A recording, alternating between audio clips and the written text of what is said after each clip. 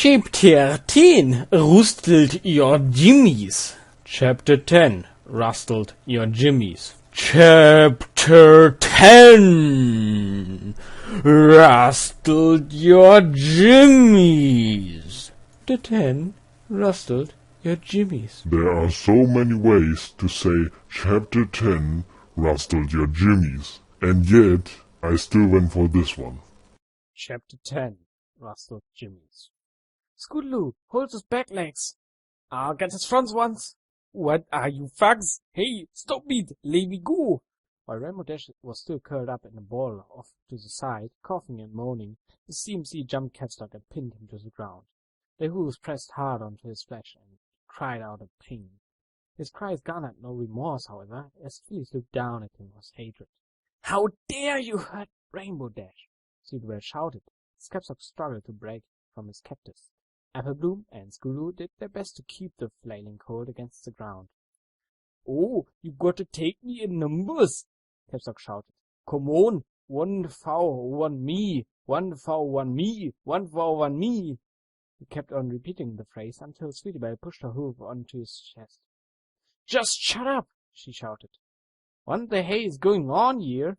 The 4 ponies looked up to see Applejack making her way from Sweet Apple Acres with a wagon of apples.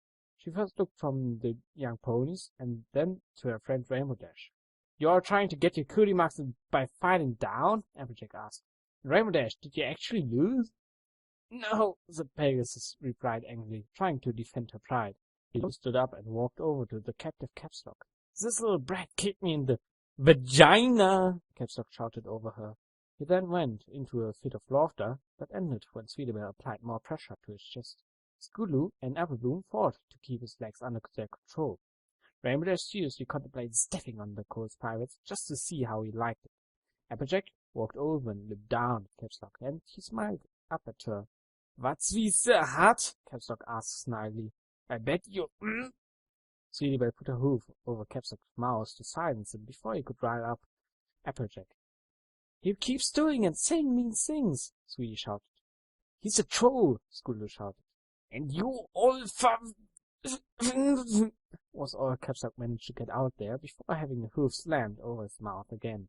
I don't know what a troll is, but if he's doing wrong, he should be taught a lesson, Applejack said. CapsLock's eyes went wide and began thrashing, eventually breaking free of the CMC. You're not teaching me shit, he shouted into Applejack's face, sending her reeling backwards. You look like a tart. You probably couldn't even tell me the ABCs. Easy way of treading there, partner, Applejack said slowly. She brought the brim of her head down, just above her eyes. Rainbow Dash stepped beside the angry earth pony, trying to warn her about the game CapsLock was playing. Rainbow Dash leaned in close to Applejack and whispered into her ear. He's going to try to... Whoa! You see that? They kissed! CapsLock shouted, pointing at the 2 mares. Lesbians! Applejack and Rainbow Dash looked at each other, and their faces turned red. They took a step away from each other and then looked angrily at CapsLock. Going to spread lies like that? She was just telling me something, that's all, Applejack shouted, denying the accusations. What was it you were going to tell me, Rainbow? She asked, turning back to Rainbow Dash. I'm trying to tell you that... Guy! CapsLock shouted over Rainbow Dash. Stop it, CapsLock! Sweetbell shouted. The colt smiled back at the fillies. Okay, he said calmly. Without another word, he hitched up his schoolbag and began trotting off. All any pony could do was stare. Their tormentor walked off casually. Wait for it. Wait for it.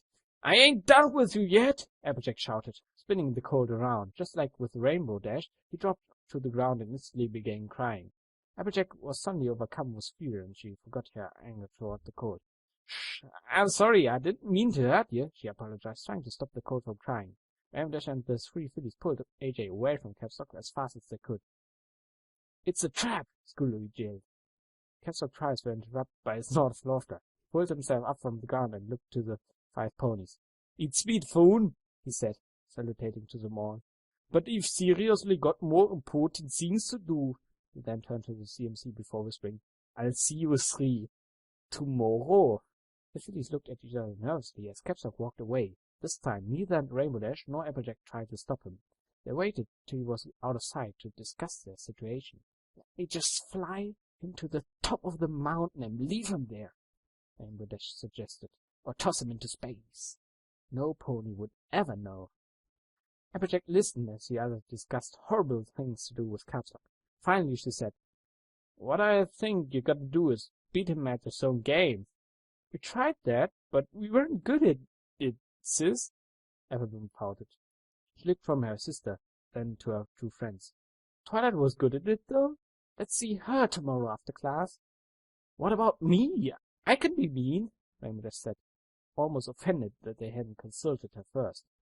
They just shook their heads in disapproval. "You don't understand. Twilight said things that really made him mad. And there weren't names or anything bad, like what she says," Sweetbell said. The CMC agreed on meeting Twilight at the library next day. They split up and went to their own homes for the night. Sweetbell spent the night at Rarity's boutique, listening through the walls to her sister muttering the word "skank" repeatedly. Applebloom had a similar night, listening to Applejack struggle to recite her ABCs correctly. The next day at school, she really greeted her as a student as they entered her classroom. CapsLock was the last to wander in, and his smile instantly aggravated the teacher. "CapsLock, dear, I've a special seat for you today," Julie said, indicating to a desk set apart from the rest of the class. He looked at the desk and happily sat at it. After settling down his school bag, he looked up and gave his teacher an extra big smile. "What's he planning?" Julie thought to herself. She turned to address the rest of the class, cheerfully saying, "Good morning. I hope you're all feeling better today." The classroom had been bleached over the night to clean up the vomit, but the smell of bleach alone was enough to turn some of the students' stomach. CapsLock laughed loudly and continued to stare at Cheerily. "Now, yesterday we were supposed to go over a sensitive topic, and I feel like we've put it off long enough," Julie said. The classroom sighed before the teacher could even pick up the chalk. She wrote out "the birds and the bees" in big letters and turned to the class. "I have some good news, though, class," she said with a smile. "You'll be demonstrating," CapsLock said, without a second's delay. Snickers and quiet laughs could be heard through the otherwise quiet classroom. All it took to really get them going was CapsLock adding, "demonstrating on me." She just listened to her own thoughts and she waited for the class to settle down. "Maybe I could just have Rainbow Dash toss him to space." "Settle down, class," she said, trying to quiet them. "As I was saying, the good news is—" She paused, waiting for a slight remark CapsLock had planned. CapsLock just sat at his desk quietly with a crayon in his mouth. He looked up when Shirley didn't continue to speak, and said, "Now go on, I will allow it this time." The teacher's eye twitched, but she turned to the class and continued. "We'll be having a guest speaker today to help explain everything." The class started whispering excitedly, knowing that a guest speaker meant they wouldn't have to listen to Cheerily drone about puberty and directions. A knock came at the door, and all the ponies went silent. Cheerily opened the door and poked her head out, speaking with whomever that was aside for a moment, before looking back to the class. "Class," Cheerily said, opening the door and allowing a yellow Pegasus mare to enter, "please help me welcome our guest speaker, Fluttershy." So, Fluttershy is going to do the guest speaking? Luckily, it's only 2 chapters left. "Hey, there's nothing to complain about. There are 2 chapters left, and in these 2 chapters, the story is going to shine." You really believe that? "Of course, and so does your mother." 2 chapters.